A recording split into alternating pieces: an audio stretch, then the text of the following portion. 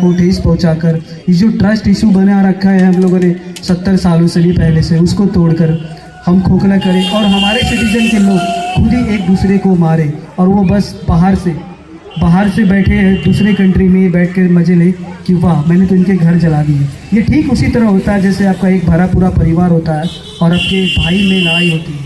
तो होती तो आपके भाइयों में है, लेकिन कमज़ोर कौन होता है? कमज़ोर हमारे पेरेंट्स होते हैं, हम खुद होते हैं, लेकिन हमें पता नहीं चलता। सेम उसी तरह का होता है, ठीक है। और मैं जोर देना चाहूँगा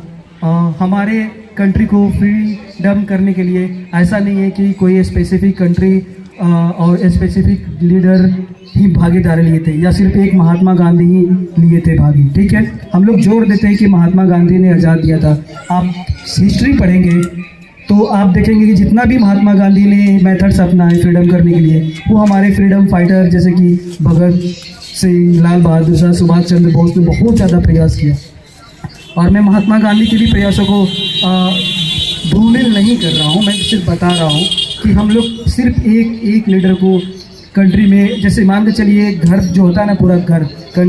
वो सारे मेंबर से बन के बने होते हैं, चाहे आपका छोटा भाई या बड़ा भाई या फादर क्यों नहीं हो। आप किसी एक छोटे भाई को क्रेडिट नहीं दे सकते किसी चीज़ के लिए, क्योंकि अगर एक भी ईंट खसकी आपकी मकान में तो पूरा आपका मकान गिर सकता है। उसी तरह जिस तरह से एक बड़े बिल्डिंग में एक ईंटा का योगदान होता है, इम्पोर्टेंस होता है, उसी तरह से हमारे कंट्री को बनाने में हर एक छोटे व्यक्ति को, बड़े व्यक्ति का योगदान उतना ही है जितना एक विशेष प्रकार का क्रेडिट दिया जाता है। लेकिन अगर जो किसी हम विशेष एक जन को क्रेडिट देने लगते हैं तो फिर दूसरे को थोड़ा मन में खटास लगने लगता है कि